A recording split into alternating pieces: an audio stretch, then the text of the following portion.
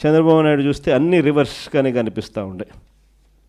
Medical కాలేజీలు అన్నిటికన్నా నిజంగా చాలా అతి దరిద్రమైన పని చంద్రబాబు నాయుడు ఏదైనా చేస్తూ ఉన్నాడంటే ఇది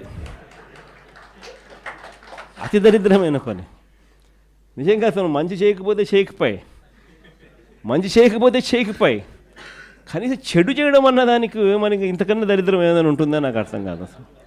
ఎందుకనంటే నువ్వు కట్టిందిలా రాష్ట్రం ఏర్పడినప్పటి నుంచి ఇప్పటిదాకా 1923 1923 నుంచి 2019 దాకా అంటే మన ప్రభుత్వం వచ్చేదాకా రాష్ట్రంలో ఉన్న మొత్తం మెడికల్ కాలేజీలు ఎన్ని అంటే 12. గవర్నమెంట్ రంగంలో ఉన్న మొత్తం మెడికల్ కాలేజీలు ఎన్ని అని అంటే 12.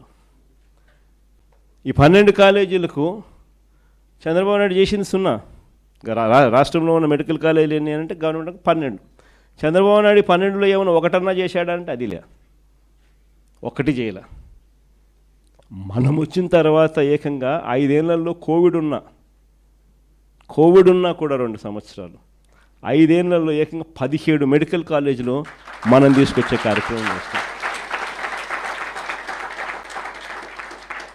ఆ 17 మెడికల్ కాలేజీల్లో అసలు ఒక మెడికల్ కాలేజ్ అన్నది ఎందుకంత ఇంపార్టెంటు, అది చాలా మోస్ట్ ఇంపార్టెంట్ థింగ్. ప్రతి ఒక్కరం కూడా చంద్రబాబు నాయుడు తప్ప మిగతా వాళ్ళందరూ కూడా లాజికల్గా ఆలోచన చేయదగ్గ పాయింట్. అసలు గవర్నమెంట్ ఎందుకు స్కూల్ నడుపుతుంది, అసలు గవర్నమెంట్ ఎందుకు హాస్పిటల్ నడుపుతుంది, గవర్నమెంట్ ఎందుకు ఆర్టీసీ బస్సులు నడుపుతుంది? ఎప్పుడైనా ఆలోచన చేశారా? ఎప్పుడైనా తట్టిందా? ఎందుకంటే గవర్నమెంట్ ఇది చేయకపోతే ప్రైవేట్ వాడు పేదవాడిని మధ్యతరగతిని పూర్తిగా నాశనం చేసేస్తాడు. ఎక్స్ప్లాయిటేషన్ జరుగుతుంది. ప్రైవేట్ ఎక్స్ప్లాయిటేషన్కి చెక్ పడాలి అని అంటే గవర్నమెంట్ అనేది స్కూల్ నడుపుతూనే చెక్కు పడుతుంది, గవర్నమెంట్ అనేది హాస్పిటల్ నడుపుతూనే చెక్కు పడుతుంది, గవర్నమెంట్ అన్నది ట్రాన్స్పోర్ట్ ఆర్టీసీ నడుపుతూనే చెక్కు పడుతుంది. లేకపోతే ప్రైవేట్ వాళ్ళు పేదలను మధ్యతరగతి వాళ్ళను పూర్తిగా ఎక్స్ప్లాయిట్ చేసే కార్యక్రమం జరుగుతుంది. This is common sense. మనము ప్రతి పార్లమెంటును ఒక జిల్లా చేసాం, అంటే ప్రతి 7 అసెంబ్లీ సెగ్మెంట్లకు ఒక పార్లమెంటుకు ఒక జిల్లా చేసాం. జిల్లా చేయడమే కాకుండా ఆ జిల్లాలో ఒక గవర్నమెంట్ మెడికల్ కాలేజ్ తీసుకొచ్చే కార్యక్రమం చేస్తాం. గవర్నమెంట్ మెడికల్ కాలేజ్ ఎందుకు అని అంటే గవర్నమెంట్ మెడికల్ కాలేజ్తో పాటు అక్కడ ఒక మల్టీ స్పెషాలిటీ హాస్పిటల్ కూడా టీచింగ్ హాస్పిటల్గా అవైలబిలిటీలోకి వస్తుంది. ఎందుకనంటే అసిస్టెంట్ ప్రొఫెసర్లు పీజీ స్టూడెంట్సు మెడికోసు వీళ్ళందరూ కూడా అక్కడే పనిచేస్తారు, నర్సింగ్ స్టూడెంట్స్ అందరూ కూడా. సో ఒక సూపర్ స్పెషాలిటీ హాస్పిటల్ అన్నది కూడా ఒక టీచింగ్ హాస్పిటల్ రూపేణ అవైలబిలిటీలోకి వచ్చి పేదలకు ఉచితంగా వైద్యం అక్కడ అందుబాటులోకి వస్తుంది. ఎప్పుడైతే ఈ టీచింగ్ హాస్పిటల్ పనిచేయడం మొదలు పెడుతుందో, సూపర్ స్పెషాలిటీ హాస్పిటల్ ఎప్పుడైతే అందుబాటులోకి వస్తుందో, ఉచితంగా వైద్యం అన్నది ఎప్పుడైతే పేదలకు మధ్యతరగతి వాళ్ళకు అందుబాటులోకి వస్తుందో, ప్రైవేట్ వాడు ఎక్స్ప్లాయిట్ చేసే అవకాశం తగ్గిపోతుంది. ఎందుకనంటే 50 కిలోమీటర్ల దూరంలో నీకు ఆ హాస్పిటల్ ఉన్నప్పుడు 50 కిలోమీటర్ల లోపే ఈ హాస్పిటల్లో నీకు ఉచితంగా వైద్యం అందుతూ ఉన్నప్పుడు నువ్వు లక్షలు ఫీజులు వేస్తే ఎందుకు ఎవడు డబ్బు కట్టడు. కాబట్టి ప్రైవేట్ ఎక్స్ప్లాయిటేషన్ చెక్ పడుతుంది అని పేదలకు మధ్యతరగతులకు ఒకవైపున మంచి చేస్తూ మరోవైపున ఏకంగా ఈ మెడికల్ కాలేజీల వల్ల 17 మెడికల్ కాలేజీల వల్ల ఏకంగా 4900 మెడికల్ సీట్లు అవైలబిలిటీలోకి వస్తాయి. ఈ 17 మెడికల్ కాలేజీల వల్ల మాత్రమే ఏకంగా 2550 మెడికల్ సీట్లు అవైలబిలిటీలోకి వస్తాయి. ఈ సీట్లలో అందరూ కూడా పిల్లలకు సీట్లు ఫ్రీగా దొరుకుతాయి, సగం సీట్లు. మిగతా సీట్లు ప్రైవేట్ కన్నా ఇంకా తక్కువ రేట్లకు గవర్నమెంట్ కాలేజీలలో అవైలబిలిటీలోకి వస్తాయి. మన పిల్లలు డాక్టర్లు అవుతారు, మన జిల్లాల్లోనే డాక్టర్లు అవుతారు. మన పిల్లలకి ఇన్ని సీట్లు అవైలబిలిటీ ఇక్కడే చదవడం మొదలు పెడితే మన పిల్లలు ఇక్కడే డాక్టర్లు అయి మన ప్రాంతంలోనే సేవలు అందిస్తూ ఉంటారు. సో ఒక గొప్ప కార్యక్రమం జరుగుతూ ఉంటే ఈ 17 మెడికల్ కాలేజీలలో 7 మెడికల్ కాలేజీలు చంద్రబాబు నాయుడు ప్రమేయం లేకుండానే అయిపోయినాయి. మనం ఉన్నప్పుడే ఒక 5 మెడికల్ కాలేజీలు అయితే పూర్తిగా స్టార్ట్ అయిపోయినాయి. 800 సీట్లు కూడా ఆల్రెడీ స్టార్ట్ అయినాయి. కోర్సులు కూడా 3 బ్యాచ్లు కూడా జరిగాయి. ఇంకొక పాడేరు మెడికల్ కాలేజీకి సంబంధించి జూన్లోనే క్లాసులు స్టార్ట్ అయిపోయాయి. పులివెందుల మెడికల్ కాలేజీకి సంబంధించి చంద్రబాబు నాయుడు ముఖ్యమంత్రి అయ్యే నాటికి సీట్లు అలాట్ చేస్తూ అయ్యా మీకు 50 సీట్లు ఇస్తున్నాము అని చెప్పి లెటర్ వచ్చింది. ఈ మనిషి మాకు సీట్లు వద్దు అని లెటర్ ఎన్నిక రాసినాడు. ముఖ్యమంత్రి మెడికల్ కాలేజీకి 50 సీట్లు ఇస్తే సెంట్రల్ గవర్నమెంట్ మాకు వద్దు అని ఎన్నిక లెటర్ రాసినాడు. మొత్తం 17 కాలేజీలలో 7 మెడికల్ కాలేజీలు రెడీగా ఉన్నాయి. 8,000 కోట్లకు దాదాపుగా 3,000 కోట్లు అప్పుడే ఖర్చు చేసేసి పూర్తిగా కాలేజీలు రెడీ అయినాయి. మిగిలిన 10 కాలేజీలకు పెట్టాల్సింది 5,000 కోట్లు. 5 ఏళ్ళ టైం ఉంది.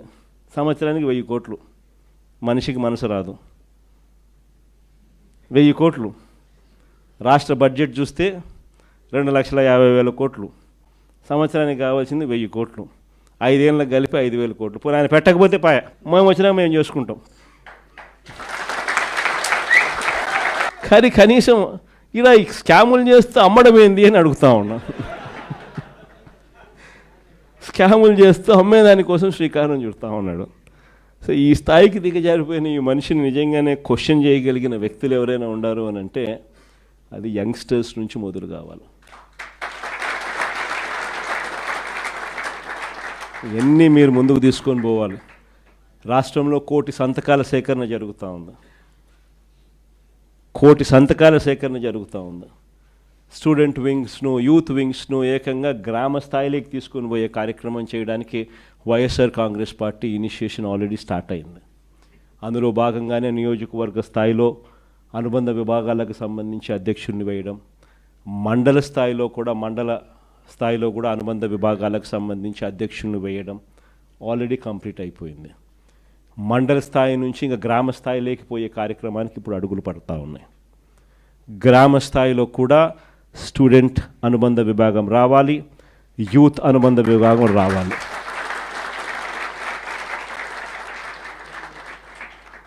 చైతన్యం తీసుకొని రావడం అన్నది అక్కడి నుంచి స్టార్ట్ కావాలి. ఈ యుగంలో డ్రైవ్ చేసేది మీరు. మీ చేతుల్లోనే భవిష్యత్తు ఉంది. మీరు ఎలా డిసైడ్ చేస్తే ఆ గవర్నమెంట్ వస్తుంది. ఈ గవర్నమెంట్ సిట్ అంటే సిట్, స్టాండ్ అంటే stand. That is the power of youngsters. ఇది ఖచ్చితంగా ఇది గుర్తుపెట్టుకోవాలా. 1 కోటి సంతకాల సేకరణ అనేది కార్యక్రమం జరుగుతూ ఉంది. రాష్ట్ర వ్యాప్తంగా కూడా ఈ చంద్రబాబు నాయుడు ప్రభుత్వం మీద గట్టిగా ఒత్తిడి తీసుకొచ్చే దిశగా అడుగులు వేస్తూ 1 కోటి సంతకాల సేకరణ చేస్తూ మెడికల్ కాలేజీలు ఎట్టి పరిస్థితిలోనూ ప్రైవేటైజ్ చేయడానికి మేమంతా వ్యతిరేకం అనే కార్యక్రమాన్ని గొప్పగా శ్రీకారం చుట్టాం. ప్రతి గ్రామంలోనూ రచ్చబండ అనే కార్యక్రమాన్ని లాంచ్ చేస్తూ అక్కడే 1 కోటి సంతకాల సేకరణ కూడా శ్రీకారం చుట్టూ అనుబంధ విభాగాలు ఒకవైపున వేసుకుంటూ మరోవైపున 1 కోటి సంతకాల సేకరణ చేసే కార్యక్రమానికి శ్రీకారం చుట్టాం. సో అవన్నీ కూడా మీరు దగ్గరుండి మీరు కూడా ఇన్వాల్వ్ అయ్యి, మీరు ఇన్వాల్వ్ కావడమే కాకుండా ఇంకా న్యూట్రల్స్, ఇంకా లైక్ మైండెడ్ పీపుల్ను, ఇంకా మిగతా వాళ్ళందరినీ కూడా మనం అందరినీ కూడా కలుపుకొని పోయే కార్యక్రమాలు కూడా చేస్తూ అందరినీ కూడా ఈ స్ట్రీమ్ ఆఫ్ థింకింగ్ లేకి ఎక్స్ప్లెయిన్ చేస్తూ వీళ్ళందరినీ కూడా మమేకం చేస్తూ ఈ కార్యక్రమం జరిగించాలి. ఇందులో మీ పాత్ర చాలా క్రిటికల్ అన్నది గుర్తుపెట్టుకోండి. ఐ థింక్ 12వ తారీఖున ప్రతి నియోజకవర్గంలోనూ కూడా ఈ కార్యక్రమాలు, ఈ ర్యాలీస్ చేసి, అసెంబ్లీ స్థాయిలో ర్యాలీస్ చేసి ప్రొటెస్ట్ తెలియజేసే కార్యక్రమాలకు జరుగుతూ ఉంది.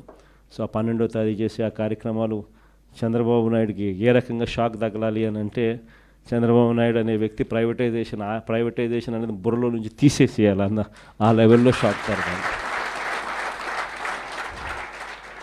సో అక్కడి నుంచి అడుగులు స్లోగా ముందుకు వేస్తే పోదాం. ఐ థింక్ డిసెంబర్ నాటికల్లా ఫీజు రీయింబర్స్మెంట్ మీద కూడా ఐ థింక్ చంద్రబాబు నాయుడుకి సఫిషియెంట్ టైం ఇచ్చినట్టు ఉంటుంది. దాని తర్వాత దాని మీద కూడా గేరు మార్చి చంద్రబాబు నాయుడు మెడల్ వంచే కార్యక్రమం కూడా అక్కడ కూడా మొదలుపెట్టే కార్యక్రమం కూడా చేద్దాం.